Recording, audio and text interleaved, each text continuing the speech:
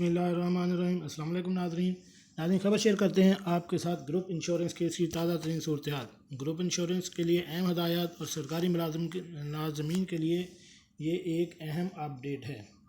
ناظرین شروع کرتے ہیں آج کی ویڈیو شروع کرنے سے پہلے میری آپ سے ریکویسٹ ہے کہ اگر آپ میرے اس چینل پر نئے ہیں تو میرے اس چینل کو سبسکرائب کریں اور ساتھ بیل آئیکن کا بٹن بھی دبا دیں تاکہ میری ہر بھی نئی آنے والی بریکنگ نیوز آپ کو بر وقت مل سکے۔ تو شروع کرتے ہیں آج کی ویڈیو۔ ناظرین وہ ملازمین جو گروپ انشورنس کے اہل ہیں ان میں ہر سرکاری ملازم اس کی تنخواہ سے ہر ماہ گروپ انشورنس کی رقم کی کٹوتی ہوتی ہے۔ پہلے اگر کوئی سرکاری ملازم دوران سروس وفات پا جاتا تھا تو اس کے ورثاء کو گروپ انشورنس کی رقم ملتی تھی، یا اگر کوئی سرکاری ملازم اپنی ریٹائرمنٹ کے 5 سال کے اندر ہوتا تھا تو صرف اس کے ورثاء کو گروپ انشورنس کی رقم ملتی تھی اور ریٹائر ملازمین کو نہیں ملتی تھی۔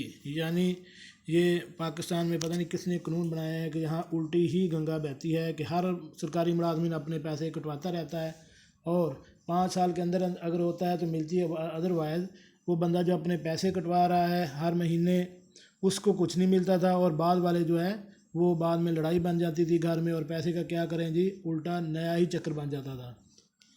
تو اس بارے میں بلوچستان، سندھ اور کے پی کی حکومت نے سپریم کورٹ کے فیصلے پر عمل درآمد کرتے ہوئے گروپ انشورنس کی رقم کی تقسیم کے لیے قانون سازی شروع کر دی ہے، مگر پنجاب حکومت میں یہ معاملہ ابھی تک ہائی کورٹ میں زیر التوا ہے۔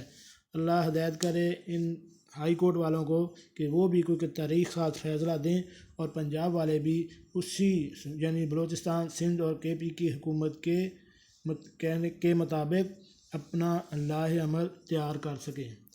تو ساتھ اس کے یہ بھی بتاتے ہیں کہ تمام سرکاری، فیڈرل و صوبائی نیم سرکاری اداروں کے ملازمین و ملٹری رینجر کے ملازموں بھی گروپ انشورنس کے حقدار ہیں۔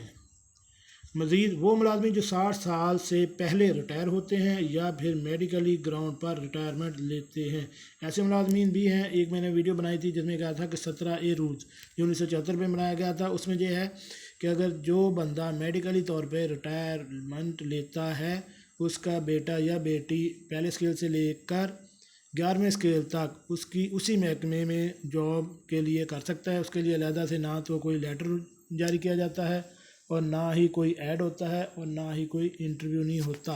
اس کے لیے مقررہ تعلیم جو ہے وہ پوری کرنا ضروری ہوتا ہے، اور ساتھ جو ایکسٹرا جو رکھی جاتی ہے، جیسے یعنی کلرک ہے تو کلرک کے لیے انہوں نے ٹائپنگ سپیڈ کا ایشو ہوتا ہے کہ وہ اگر آپ پوری کرتے ہیں، فلفل اس کرائٹیریا کو کرتے ہیں تو آپ اس کے لیے اہل ہیں۔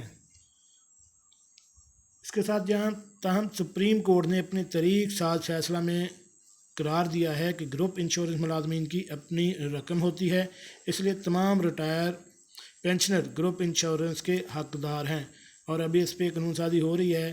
سننے میں آ رہا ہے کہ جیسے ہی ملازم ریٹائر ہوگا اس کے ساتھ ہی جس طرح اس کو جی پی فنڈ اور باقی جو گریجویٹی اور اس کے لیے ریٹائرمنٹ کے جو پیسے وہ ملتے ہیں اس کے ساتھ اس کو گروپ انشورنس کے پیسے بھی دے دیے جائیں تاکہ وہ بندہ اپنی زندگی میں ہی اس کو استعمال کر لے، کیونکہ جب وہ بندہ ریٹائر ہوتا ہے تو اس وقت اس کی اولاد جوان ہوئی ہوتی ہے اور کئیوں کی شادی کا مسئلہ ہوتا ہے اور کئیوں کے ذاتی مکان کا مسئلہ ہوتا ہے۔ اس لیے سپریم کورٹ نے یہ طریق ساز فیصلہ دیا ہے کہ گروپ انشورنس کو ساتھ ہی دے دیا جائے تاکہ وہ جس بندے نے پیسے کٹوائے ہیں وہ اس کو ذاتی طور پر استعمال کر سکے۔ اب دیکھتے ہیں اس پر کتنا عمل درآمد ہوتا ہے، یہ اللہ بہتر جانتا ہے۔ جی ناظرین، کیسے لگی آج کی ہماری معلوماتی ویڈیو؟ امید ہے آپ کو پسند آئی ہوگی۔ ملتے ہیں ایک نئی ویڈیو کے ساتھ۔ السلام علیکم۔